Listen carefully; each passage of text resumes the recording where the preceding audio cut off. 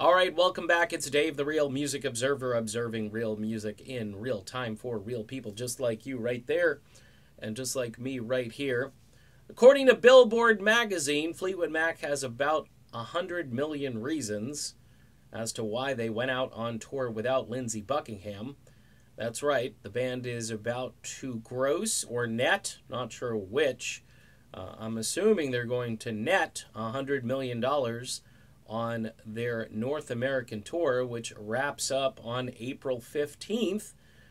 Didn't get any info or intel on the MSG concert from last night, but the one prior was met with a little bit of a mixed review, saying that the band and the fans really miss Lindsey Buckingham, even though everybody is singing at the top of their lungs at the end of the night, singing Go Your Own Way without Lindsey Buckingham. It's fine. Everybody loves it.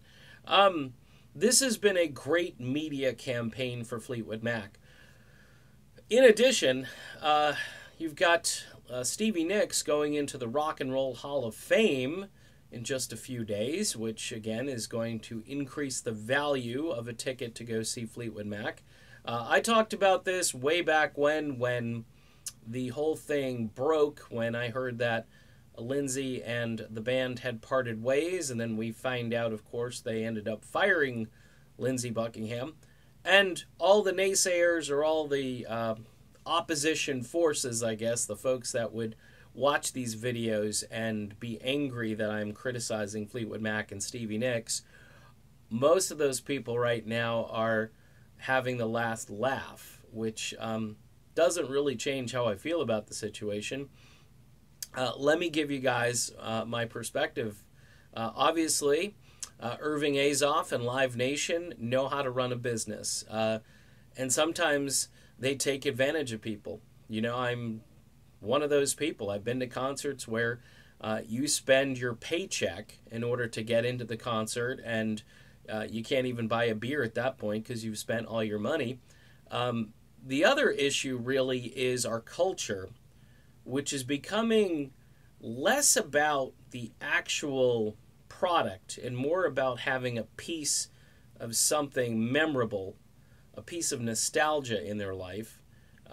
There are two cover bands or tribute bands right now that are playing this music more effectively. One of them is called Rumors ATL. The other one is called Rumors of Fleetwood Mac. The second one is a band from Great Britain, and they're racking up views right now on YouTube with their versions of Fleetwood Mac classics, and the vocals are better, the arrangements are better. I'd rather go see that. I really would. But marketing, and you've got this advertising budget. Look, it's a machine. It's a well-oiled machine, and good for them. They've figured out how to be capitalists and get out there and in some cases dupe people into spending more money than they should spend, but they are spending the money. We're in the midst of a fairly good economic situation for some people in our country, and it's working out for the promoters, and it's working out for Fleetwood Mac and for Stevie Nicks, who certainly, when you look at name ID, she's got the name ID. Lindsey Buckingham, a lot of people don't even know who he is. It's sad, but it's true. Now, rock fans obviously know who Lindsey Buckingham is. I remember I went out and bought the Trouble 45 when that came out, and I thought it was one of the best songs I had ever heard. I just love the arrangement. But not everybody followed Lindsey off of Fleetwood Mac, and not everybody really cares about who's in the band. That reviewer from New Jersey echoed that sentiment at the end of his critique, saying, what difference does it make who's on the microphone, so long as everybody's singing at the top of their lungs?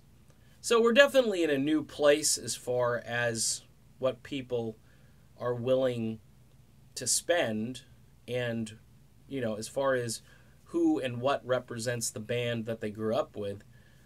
Apparently, for a lot of folks, it just doesn't matter. And it's sad, but, I'll admit it, you guys are winning, and for folks of real art versus mediocrity, it's kind of a sad day. But kudos to Irving Azoff and Fleetwood Mac for making some serious coin off this tour. Kudos. Yeah, great. All right, see you soon.